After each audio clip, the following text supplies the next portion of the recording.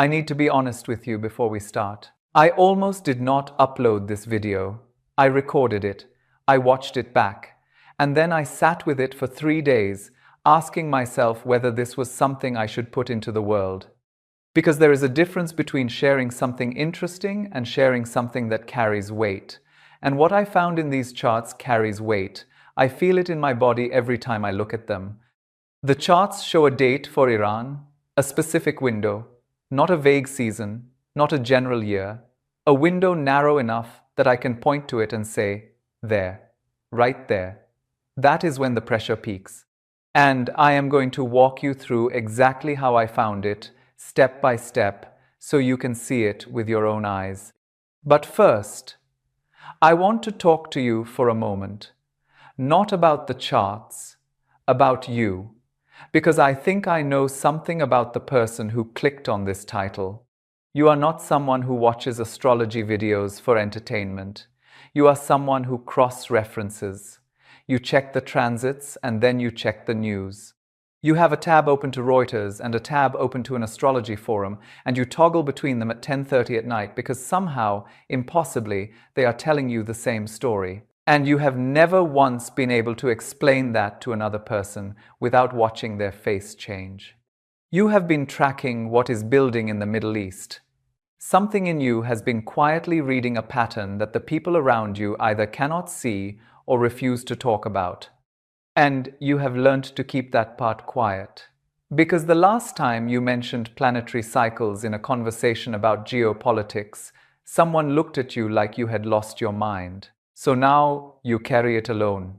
The patterns, the correlations, the sinking feeling in your gut that says something is coming and nobody is paying attention with the precision it deserves. You are here because you want someone to take this seriously, not to catastrophize, not to sensationalize, not to wrap it in fear and hand it to you like a grenade. You want someone to look at the data, lay it out clearly, and trust you enough to handle what it shows. That is exactly what I am going to do. What I am about to walk you through took me weeks to piece together. Multiple chart techniques, historical correlations stretching back decades, and a convergence I genuinely did not expect to find, pointing to a window that is closer than most people realize. By the end of this video, you will see exactly what I see. And more importantly, you will understand why I almost kept it to myself, and why I ultimately decided you deserve to see it too. So stay with me. Let us go to the charts. But before I pull up a single transit, I want to name something that I think you have been living with for months, maybe longer. Because this video is not only about Iran, it is about what it feels like to be a person who pays attention in a world that mostly does not want to. There is a tension you carry. It is not panic. It is not anxiety in the way a doctor would diagnose it. It is more like a hum, a low-grade frequency underneath everything else that never quite goes away. You read a headline about escalation in the Middle East and your stomach tightens, not because you are afraid, but because you already saw it coming. You watched the transits, you noted the degrees, you felt the shift in energy weeks before the news caught up. And now here it is, playing out on the front page. And there is no one in your life you can turn to and say, I knew. I saw this in the charts 3 months ago. That is the loneliest feeling. Not the world being unstable. You can handle unstable. What is hard is handling it without a single person who speaks both of your languages. The geopolitical one and the astrological one. The data and the degrees. I know what your evenings look like. Not every evening, but the ones that matter. The ones where you end up down the rabbit hole. You start with a news article, something about sanctions or naval movements, or a diplomatic statement that felt heavier than it should have, and then something in you says, check the chart. So you open the astrology software, or you pull up the horoscope on your phone, and you start looking at degrees. And then an hour disappears. And you are sitting there at 11:30 at night with a level of clarity about what is building that you cannot share with a single person in your waking life. And sometimes you close the laptop and you lie in bed, and you feel this strange mix of validated and completely alone, because you were right.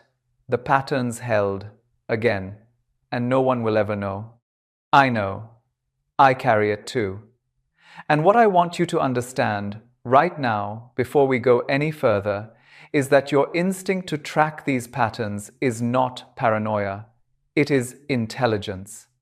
A specific, rare kind of intelligence that the modern world has not made room for yet. You are not imagining the connections. You are reading them. And the fact that you are here, looking for someone who reads them the way you do, tells me everything I need to know about who you are. Now, let me show you what I found. There is an instrument called a seismograph, and what it does is deceptively simple. It sits perfectly still while the earth moves beneath it. It does not generate pressure. It does not create tremors. It simply records what is already happening underground, in places no one can see, in places most people have forgotten to look. That is what a national chart is. Iran's 1979 chart is a seismograph. It has been recording pressure for over 4 decades. And when I line up the transits against the historical record, I can show you the exact moments when the needle jumped and what was happening on the surface when it did. Iran's chart begins on April 1st, 1979, the day the Islamic Republic was formally declared. That gives us a sun at 11 degrees of Aries. I want you to hold that number in your mind. 11 degrees of Aries. It is going to matter more than anything else I say today. The chart carries a powerful Mars placement and a Saturn that speaks to the rigidity of institutional control, to systems that resist change until they cannot resist anymore. But it is that Aries sun that tells the deepest story. Aries is the sign of identity, of sovereignty, of the raw, primal will to exist on one's own terms. When outer planets transit across that sun, they are not just touching a mathematical point in a chart, they are pressing directly on the nation's fundamental sense of who it is. And every time that has happened, history has recorded the result. Let me show you. In 1979 itself, Pluto was opposing critical points in the sky from Libra. The revolution did not come from nowhere. It came from pressure that had been building for years beneath a surface that looked stable, and the chart captured the exact moment it broke through. The seismograph needle swung as far as it could go. A monarchy fell. A republic was born overnight. In September of 1980, transiting Saturn formed a hard aspect to Iran's natal Sunday. Within weeks, the Iran-Iraq War began. 8 years of devastation that shaped an entire generation. The chart showed the pressure point months in advance. The war was the earthquake. In June of 2009, a powerful eclipse activated the cardinal axis, and Mars triggered sensitive degrees in Iran's chart simultaneously. The green movement erupted. Millions flooded the streets of Tehran, the largest protests since the revolution itself. The needle had jumped again. And in January of 2020, Mars and Jupiter were conjunct near Iran's south node, while Pluto sat at 22 degrees of Capricorn, pressing on the cardinal axis. General Soleimani was killed in a drone strike. The entire region held its breath for weeks. The chart had been building toward that moment for months before it happened. Every single time, the seismograph moved first, the earthquake followed. Now think of every transit to a national chart as a reading on that instrument. Small transits, Mercury or Venus, passing through, those are microtremors. You feel a ripple on the surface. A headline appears, a diplomatic statement, something shifts and then it settles. But when the outer planets cross a degree that was active in the nation's founding moment, that is not a microtremor. That is the needle swinging wide.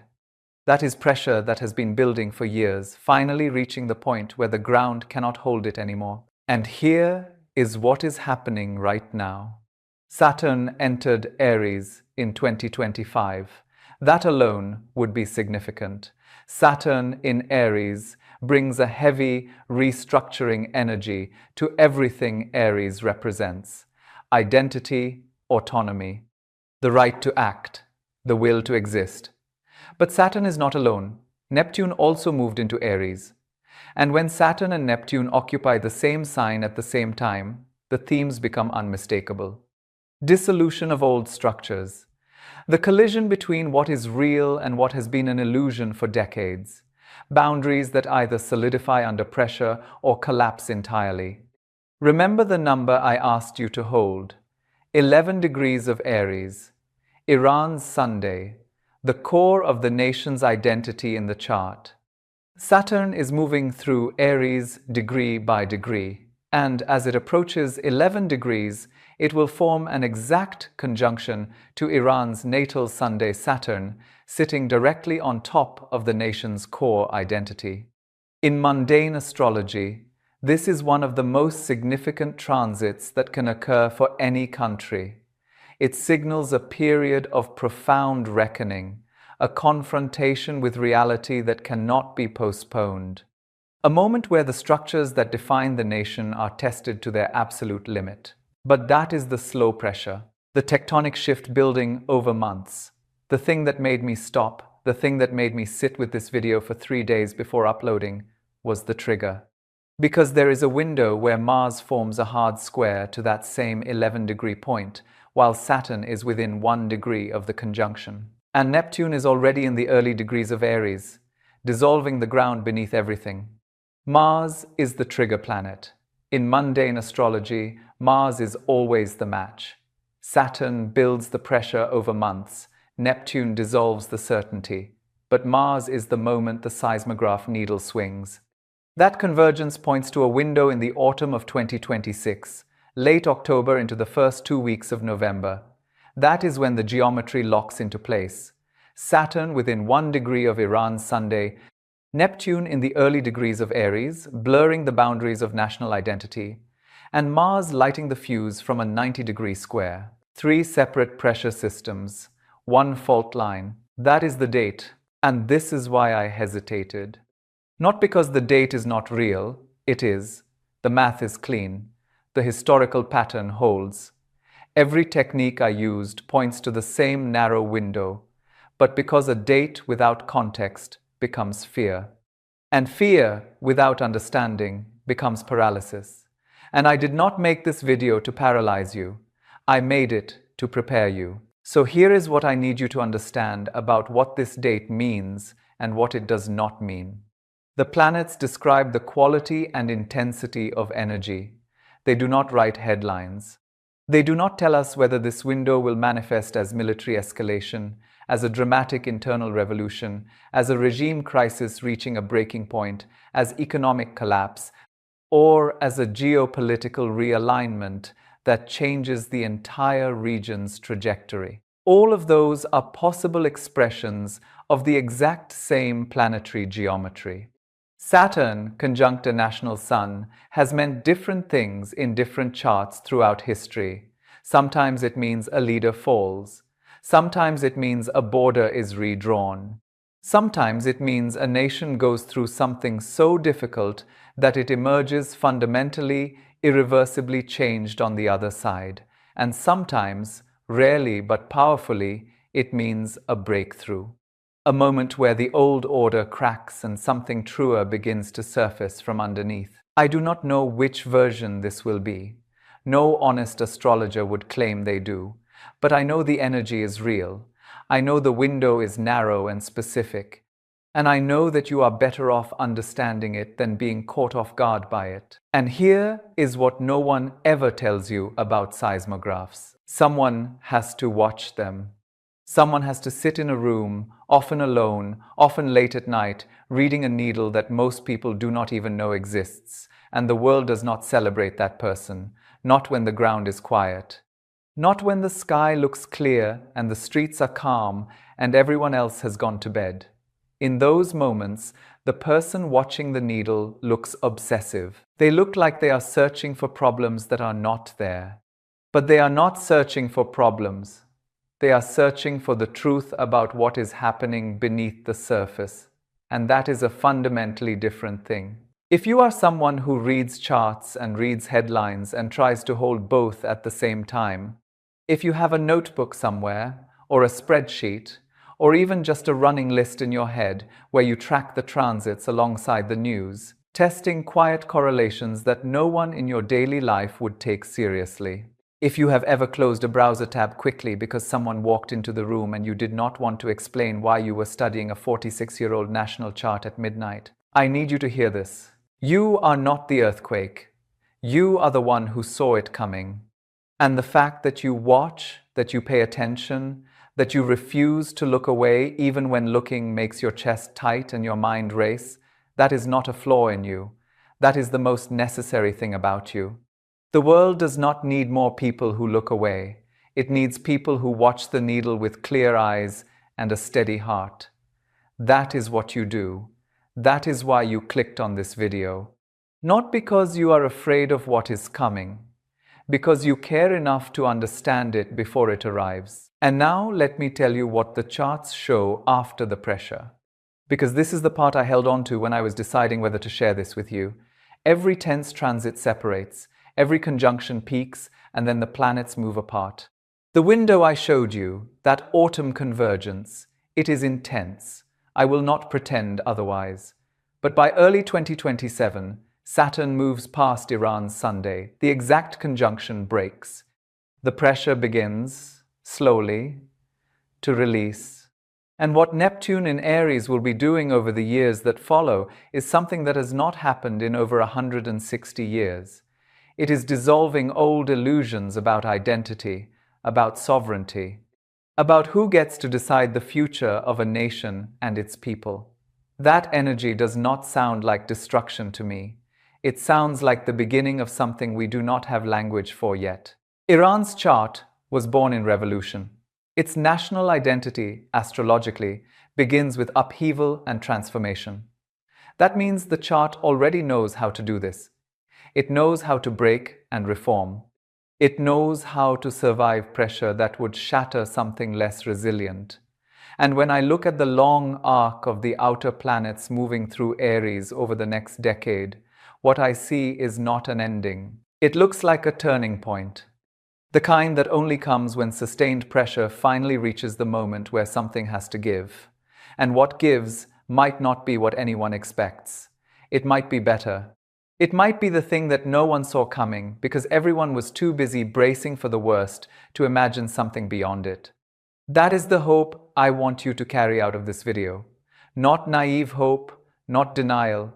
The kind of hope that comes from looking at the full picture instead of only the hardest part of it. So what do you do with all of this? How do you carry what I have shown you today? Mark the window. Late October through mid-November, 2026. Write it down. Hold it with awareness, not anxiety. When the headlines begin to intensify around that time, and they will, you will not be caught off guard. You will understand the energy underneath the events. And that understanding is the difference between reacting out of fear and responding from clarity. If you know your own birth chart, look at where 11 degrees of Aries falls in your houses. If you have personal planets near that degree, this transit will touch your life too, in ways that echo the collective story, but land in your own personal world. Pay attention to those houses. That is where the energy will speak to you directly. And practice this. When you feel the tension building in the months ahead, when a headline hits and your chest tightens and you want to refresh the page one more time, stop. Put your hand on your chest. Breathe. Remind yourself that you are the person who watches the needle, and the needle is doing exactly what it was designed to do. It is showing you what is real. You do not need to be afraid of what is real. You just need to be present with it. Presence. Not prediction, not control. Steady, grounded, clear-eyed presence with whatever is unfolding. That is your practice now. I want to leave you with something. The seismograph cannot stop the earthquake. It was never designed to.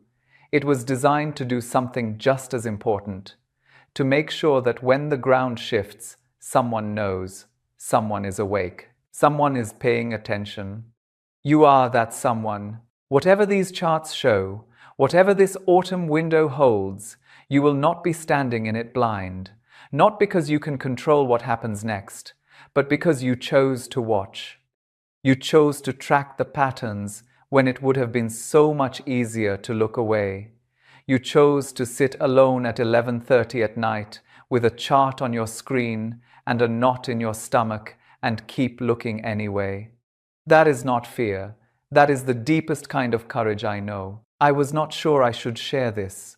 I am glad I did, and I am glad you were here to receive it. Take care of yourself, and I will see you in the next one.